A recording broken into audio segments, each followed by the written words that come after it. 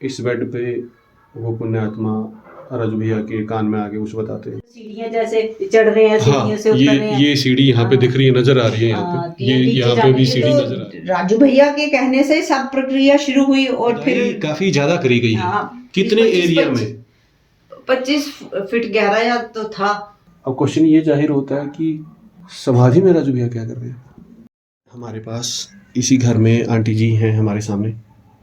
Aunty जी, आपसे पहला question ये है कि ये जो महापुरुष जिनको अभी अभी हमने देखा, इनके बारे में आप क्या जानते हैं और आपका क्या संबंध है? ये ठाकुर अनंत सिंह भंदराल, ये मेन क्रीमची, उधमपुर क्रीमची से थे। मामा जी लगते थे मेरे हस्बैंड के। आपके हस्बैंड के मामा जी? हाँ, ठीक है। तो मैं तो जब तो पहले क्या हुआ, तो मैंने तो सुना ही है ना कि ये बहुत जप तप करते थे पहले से ही, बचपन से ही।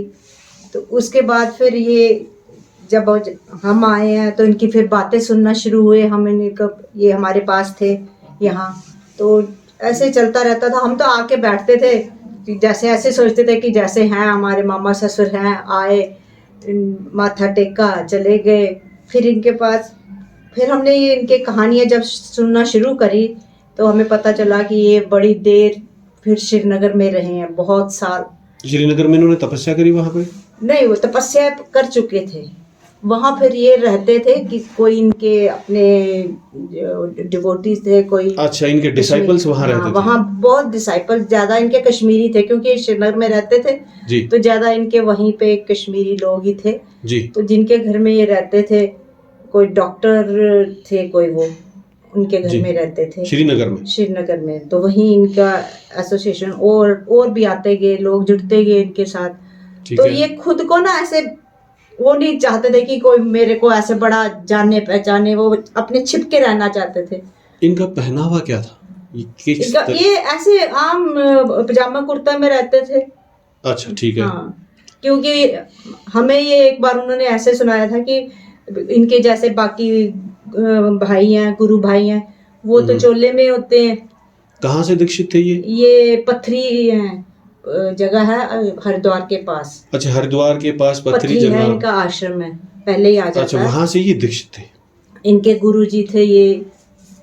अच्छा, इनके गुरुजी जो है ये बड़ी छोटी एज में आपको चले हम गए। इनके गुरुजी की एक ब्रीफ दर्शन यहाँ पे करा रहे हैं। यहाँ इस रूम से क्या संबंध है उनका?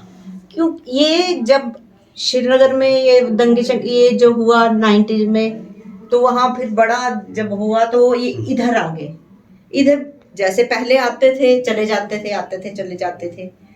तब हम रहते थे सिटी में। फिर जब हमने यहाँ घर बनाया इस जगह पे, तो उनको यहाँ अच्छा लगा क्योंकि चारों तरफ ऐसे जंगल जंगल था, बीच में ऐसे घर था, कोई ज्यादा आना जाना नहीं किसी का। तो उनको अच्छा लगता था कि मैं अकेले रहूं, कोई ज्यादा मेरे पास कोई भीड़ भाड़ उनको ज्यादा पसंद नहीं थी। ये उनका लिविंग रूम है इसका? हाँ, तो वो यही सोते थे इस बेड पे, ये इनका बेड था। ठीक है। तो फिर जब वो यहाँ जब ये घर बना तब से फिर वो यही हमारे पास रहने लगे। ठीक है। तो जो भी उनके श्रीनगर से आते थे लोग, वो आके इनसे यहीं मिलते थे। जम्मू के भी कुछ थे, कुछ। अच्छा, तो लोकली उनके काफी सारे डिसाइपल्स थे जिनके साथ यहाँ सत्संग होता था? हाँ, जैसे ज्यादा तो जो बड़े वो हैं, प्रोफेसर चमन लाल थे यहाँ के जो एमएलए थे, उनका बेटा वो उनके साथ बड़ा जुड़ा हुआ है, तो अभी भी आते हैं वो। तो जैसा कि हम आपके जस्ट ऊपर देख रहे हैं उनके बारे में, उनकी पुण्य तिथि है 29 मई 2000। तो उस पुण्य तिथि के बारे में कुछ बताइए। पुण्य तिथि वो ये कि कुछ वो थोड़े बीमार रहने लगे। बीमार, हमें कुछ समझ नहीं आया कि क्या होता था। पहले उनको ये शुरू हुआ कि जैसे उनको कुछ विजन आते थे या क्या होता था, बैठे होते थे। इधर इनके एक टेबल था, वहाँ पे काली माता का स्टैचू था, वहाँ ऐसे ही ब्रास का। तो उनसे बातें करते रहते थे ऐसे झुक के, यूं पास ऐसे कर। हमें समझ नहीं आता था ये बात किससे कर रहे हैं। हमने बातें कर सुननी, आवाज़ आनी, तो हमने सोचा शायद कोई इनका कोई आया मिलने वाला, तो हम चाय वाय ले जाएं। आके देखना तो यहाँ कोई नहीं, तो ऐसे थोड़ा सा आगे झुक के तो ऐसे करके कुछ कुछ बोल रहे होते जो हमें तो समझ नहीं आती थी क्या बोल रहे हैं वो। फिर कभी उन्होंने बोलना कि अंदर आके बोलना कि चाय दे दो, संत लोग आए हुए हैं। तो हम 2-4 बार तो ऐसे बना के लाए, तो आगे देखा कोई नहीं, तो हमने पूछा अब कहाँ है मामा जी? वो अब हैं ये बैठे हैं, बस इनको दे दो चाय, इनको दे दो। फिर हमें कुछ समझ नहीं आया, ऐसे करते करते फिर उनकी हालत खराब होने लगी। ऐसे चले जाते, मैं हरिद्वार जा रहा हूँ, मैं आश्रम जा रहा हूँ। फिर उनको शायद कुछ अंदर कुछ पेट में कुछ कोई प्रॉब्लम थी, क्या थी। एक दिन चले गए ऐसे बिना बताए, गर्मियों के दिन थे, हम सारे ढूंढ रहे हैं उनको कि कहाँ चले गए कहाँ चले गए। तो जून जुलाई का महीना है। तो आए, बड़ी देर के बाद आए, तो आके बाहर बैठ गए चेयर पे। तो मैंने बोला मामा जी आप कहाँ चले गए थे इतनी धूप में? कहते मैं वो जा रहा था हरिद्वार, तो मैं वापस आ गया। तो आके बेड पे लेट गए अपने। तो बोलने लगे रानी आप अपने अपने काम करो। मैं भी थी और मेरे बड़े दीदी, मेरे जेठानी वो भी थे। तो बोलने लगे कि आप ना काम शाम करो, तो फिक्र मत करो, मेरा जाने का टाइम आ गया। ये उन्होंने कहा और आके अपने बेड पे लेट गए, मेरे जाने का टाइम आ गया। तो हम घबरा गए। मैंने कहा मामा जी आप ऐसे क्यों बोल रहे हो? आप तो बोल रहे हो मैं हमेशा आपके पास हूँ, जब भी देखो मैं आपके पास हूँ। तो हमारे बच्चे भी सेटल नहीं है अभी छोटे छोटे हैं। बोलते कोई नहीं, सब ठीक हो जाएगा। मैं कहाँ जा रहा हूँ, मैं यहीं होऊंगा, जब भी आप मुझे बुलाओगे तो मैं यहीं पे ही होऊंगा, आपके पास ही होऊंगा। इसके ऊपर एक क्वेश्चन मैं आपसे पूछना चाहता हूँ, एक छोटी सी मेरी जिज्ञासा और है। आपने जैसा कि अभी बताया, उसी के ऊपर एक तिथि में देख रहा हूँ, एक डेट है 15/12/2009, सॉरी 5/12/2009, जो उनके जन्म दिवस की तिथि से भी मेल खा रही है। तो 5/12/2009 की इस तिथि से पहले क्या हुआ था? जैसा कि आपके ऊपर एक पूरी कथा लिखी गई है, लेकिन हम चाहते हैं कि आप अपने शब्दों में इसको बताएं। ये उनका उस दिन ये उनकी समाधि जब बनाई है, 5/12/9 को उनकी समाधि बनाई गई है। उनका बर्थ डेट भी यही था। तो इस समाधि की शुरुआत किस तरीके से हुई? समाधि बनने की प्रेरणा कहाँ से मिली? ये असल में हमारे ननद पूर्णी जी, डॉक्टर पूर्णी वो जाते थे राजू भैया चंडी माता वाले वो मंदिर में। अच्छा, वो उनके गुरुजी थे, उनके पास वो राजू भैया डॉक्टर पूर्णी के गुरुजी हैं। हाँ, तो वहाँ जाते थे। तो एक दिन अचानक वो ऐसे आ गए उनके साथ घर में, इस घर में आ गए। तो जैसे हमारे लिए तो जैसे ये उनका कमरा था, तो वो आ गए, तो वो आके उनके बेड पे बैठाया हमने उनको कि वो बैठो, इधर बैठो।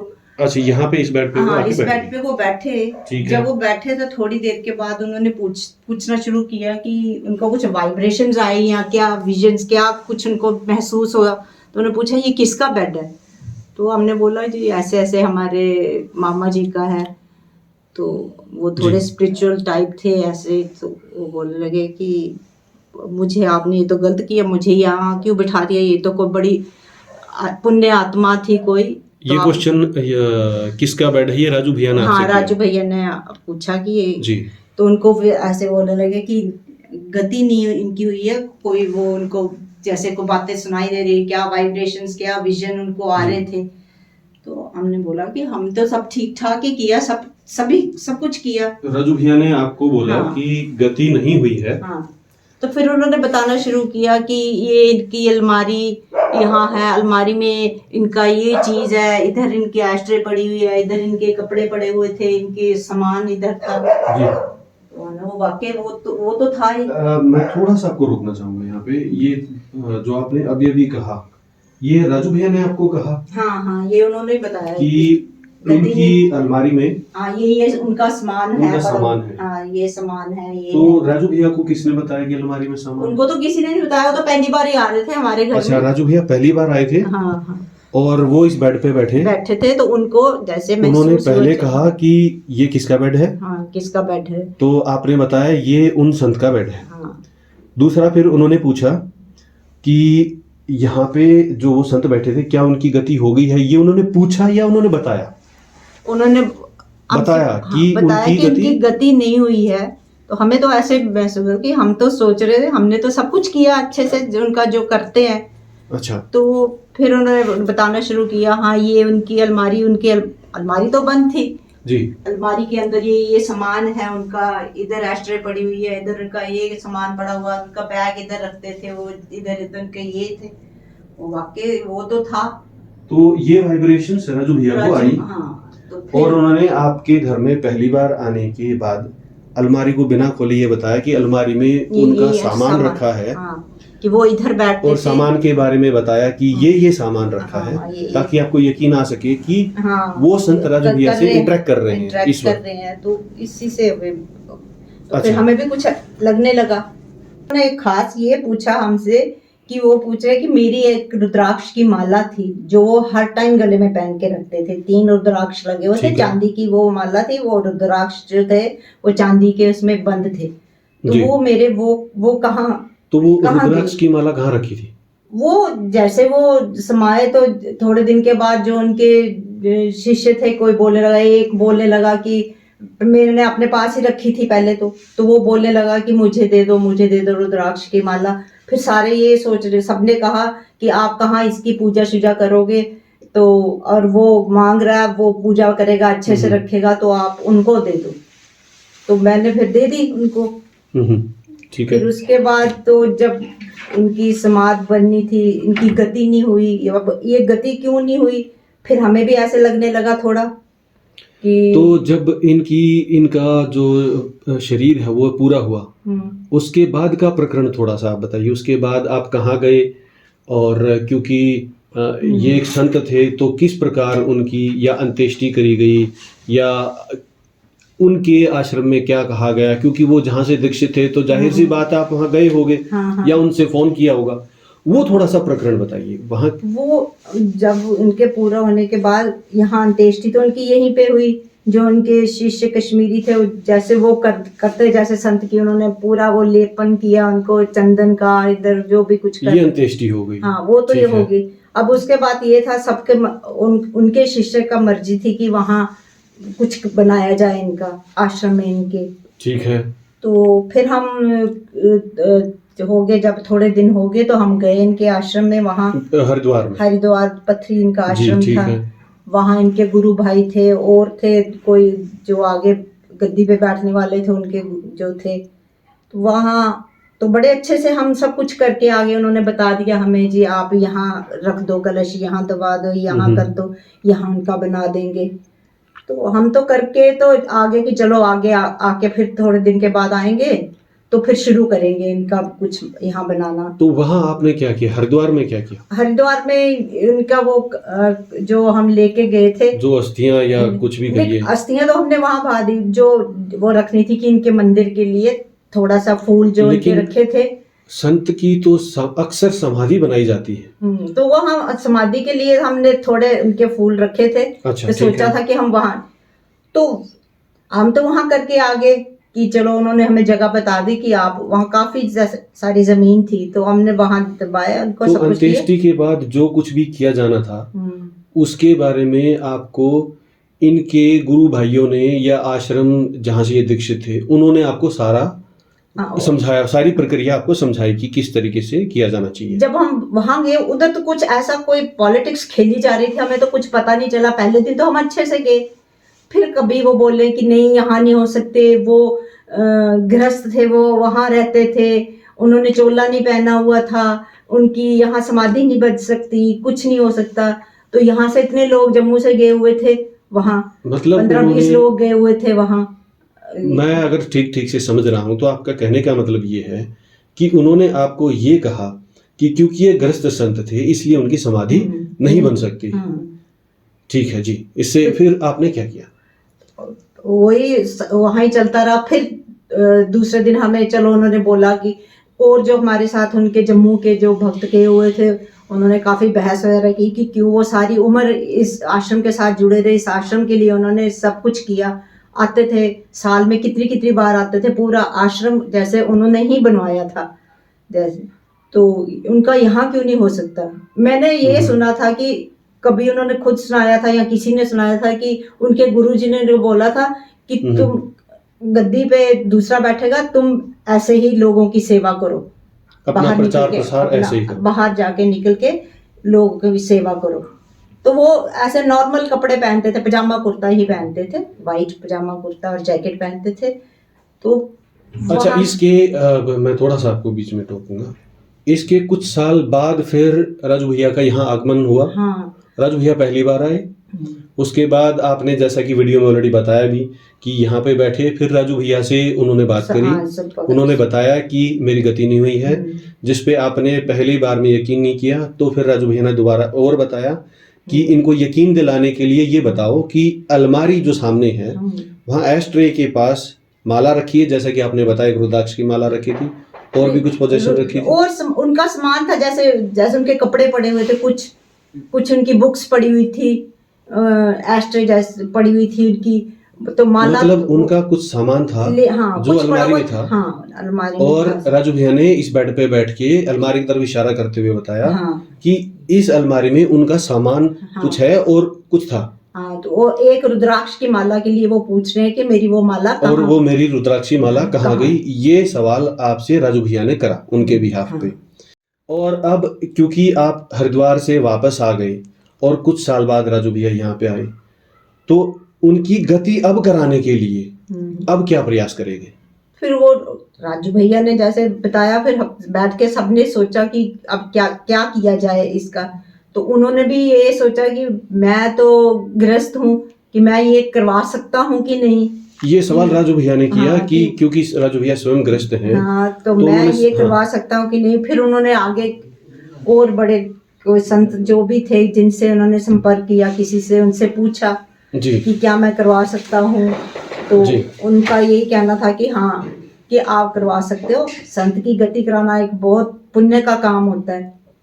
तो एक गृहस्थ जो है वो एक संत की गति करवा सकता है, ये आप बता रहे हैं। हाँ, बताइए। उनके राजू भैया ने जहाँ भी आगे पूछा फोन करके या किसी भी माध्यम से, उन्होंने ये कंफर्मेशन दे दी कि आप करा सकते हो, क्योंकि वो खुद पहले डर रहे थे कि मैं करवा सकता हूँ कि नहीं खुद जी। फिर जब वहां से इनको परमिशन मिल गई, हाँ जी आप करवा सकते हो, तो फिर ये सारा प्रोसेस चला, वो निकालेंगे। फिर उनका ये था कि अब उनका सामान इतना जो लोग ले गए हैं, तो वो कहाँ से लाए हम। कोई बुक्स थी, कोई इनका और सामान था, जैसे इनका ये माला था, रुद्राक्ष की माला थी, वो भी कोई ले गया। फिर जब लोगों को आहिस्ता आहिस्ता थोड़ा पता चला कि इनका अब यहीं पे बनेगा समाधि, यहीं पे समाधि उनकी बनाई जाएगी, तो फिर उनको बोला कि सामान जो भी जिन्होंने लिया है, तो वो मांग रहे हैं कि वो बोल रहे हैं कि मेरा सामान वापस रखो इधर। फिर आहिस्ता आहिस्ता अपने आप ही लोग लेके आने लग पड़े उनका सामान, जिसने जो लिया था। तो ये फिर उस दिन ये 5 जो थी तारीख जी दिसंबर, उनका उसी दिन बर्थडे भी आता है और उसी दिन इनका समाधि का भी वो बना सारा, उसी दिन हुआ। एक ही दिन में सब ये हुआ, सारा सामान मिल गया, सारा जो रुद्राक्ष की माला भी वो लेके आ गए उनकी।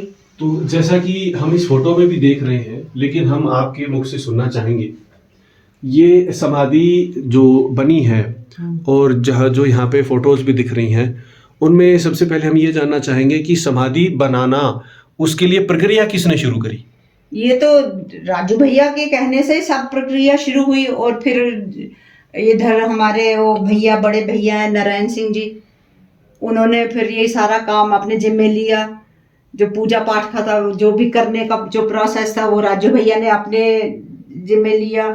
तो सब वो उन्होंने करवाया, कैसे कैसे क्या करना है, किस तरह से करना है, कलश रखना है बीच में, क्या क्या चीजें रखी जाएंगी बीच में। तो ये कोई 20-25 फुट गहरा। लेकिन जैसा कि हम सुनते हैं अक्सर अलग अलग संतों की समाधि में कि समाधि में त्रिशूल, शिवलिंग इत्यादि की आवश्यकता पड़ती है, तो क्या यहाँ समाधि में शिवलिंग भी प्रयोग में आया था? शिवलिंग तो वही ये सोच रहे थे कि कहाँ से वो शिवलिंग भी आ गया अपने आप। किसी ने बोला कि हाँ मेरे पास है शिवलिंग, वो नर्मदेश्वर जो है शिवलिंग जो होता है। वो शिवलिंग कहाँ से लाए गए थे? कोई नर्मदा नदी से जो मिलते होंगे वो उनके पास था तो वो ले आए। ऐसे हर चीज, जैसे कोई मानसरोवर से पानी था, जल था वहां का, वो भी आ गया, मिल गया। हर तरह का मतलब जो सामान चाहिए था अपने आप चीजें आती गई। शिवलिंग, मानसरोवर, जल, वहाँ कामाख्या देवी का जल वहां से लेके मेरे हस्बैंड गए हुए थे तो उन्होंने लाया हुआ था। तो ये सारी व्यवस्थाएं जुटने में, उनके शॉल, उनके कपड़े, फिर उनके गुरुजी के, एक उनकी गुरु बहन थी जम्मू में, उनके पास उनके गुरुजी के जटाओं का बाल था, जटा के बाल थे, उसमें से उन्होंने वो भी दिया, वो भी उसमें रखा गया, कलश में रखा गया। रेजर वगैरह के साथ उनके जो बाल थे सब चीजें रखी गई। जैसे कि हमने फोटो में भी देखा कि खुदाई काफी ज्यादा करी गई है। हाँ, कितने एरिया में? 25 फीट गहरा या तो था। मतलब जो ये कमरा हम देख रहे हैं इससे ज्यादा गहरा था? हाँ, इससे तो ज्यादा ही गहरा था। इससे ज्यादा छोटा था या इससे छोटा था या बड़ा था? नहीं, वो ऐसे जैसे ऊपर से तो चौड़ा था ना, फिर वो करते करते नीचे आए थे। ऐसे सीढ़ियां उन्होंने बनाई हुई थी जैसे नीचे जाने के लिए जी, कच्ची सीढ़ियां जो होती हैं, तो वो एक बनाई थी। ये दिख रहे होंगे आपको सीढ़ियां, जैसे चढ़ रहे हैं सीढ़ियों से उतर रहे हैं। ये सीढ़ी यहाँ पे दिख रही है, नजर आ रही है यहाँ पे, ये यहाँ पे भी सीढ़ी नजर आ रही है। हाँ, तो ये सारी वो उस दिन करवाई, फिर वो सारा उन्होंने प्रोसेस जो होता है। तो इतनी सारी मिट्टी निकलने के बाद इतनी सारी मिट्टी को किस तरीके से डाला गया? जेसीबी बुलाई, मशीन बुलाई? नहीं, मशीन ही, वही सब मिलके लोगों ने खुद ही, जैसे हमारे बच्चे भी थे और लोग भी थे, उन्होंने खुद अंदर वो डालना शुरू करा। तो ऐसे ऐसे करते करते सब लोग मिलके वो भरा उसको। फिर उसके ऊपर बाद में फिर राजू भैया ने भागवत भी उधर बैठ के पढ़ा उसके ऊपर। जो भी करा सब राजू भैया ही कथावाचक थे। वही कथावाचक थे, उन्होंने ही सब काम, समाधि का भी काम किया, मंदिर ये बनाने का भी, इधर भी स्थापना करी, ऊपर मंदिर में भी स्थापना करी। तो ये सब उन्होंने ही किया। जिस दिन इनकी समाधि बनाई जानी थी उस दिन कृपया करके आप सुबह से शाम तक का जो कुछ हुआ शुरुआत से लेके अंत तक, एक बार वो आप हमें थोड़ा सा उसके बारे में अवगत कराइए। ये सुबह तो शुरू हो गया था जल्दी ही, 9 साढ़े 9 बजे सब आ गए थे। तो इधर शुरू हो गया उसका प्रोसेस, समाधि का इधर चल रहा था। समाधि का काम हुआ, पहले हवन हुआ, वो भी काफ़ी देर चला, हवन चला। उसके बाद उसके समाधि का काम चला कि उसमें भी टाइम लगा। और इसके अलावा ये जहाँ वो उनका कमरा था उस मंदिर की भी स्थापना हुई। इसके अलावा एक और ऊपर हमारा मंदिर है, वहाँ भी माता की स्थापना हुई, वो मंदिर भी हुआ। और एक दिन में इतना काम कैसे हो गया कुछ पता नहीं चला। और मतलब इतना, आपके कहने का मतलब ये है कि एक दिन में समाधि जो है वो उसके लिए मिट्टी भी खोद दी गई। मिट्टी तो पहले खोद के बना के रखा था, सिर्फ अब डालने का काम था। डालने का बहुत बड़ा काम था। तो उसके लिए आपने मशीनें बुलाई? नहीं, कोई मशीन नहीं, सिर्फ हाथों से, बेलचों से फिर ले आए। बेलचे, अपने बच्चे जो भी उनके आए हुए थे लोग, सबने मिलके उसको डालना शुरू किया मिट्टी को, तो भर गई। तो उसके बाद उस पर त्रिशूल वगैरह जो लगा के पूरा हो गया। नहीं तो इतना काम था, लगता नहीं था कि एक दिन में वो पूरा हो सकने वाला काम। एक बार मैं उन महापुरुष की एक फोटो का फिर से एक बार दर्शन करा दूं। और ये उनका मंदिर भी है, यहाँ पे माता आदिशक्ति भगवती जगदम्बा के साथ सदाशिव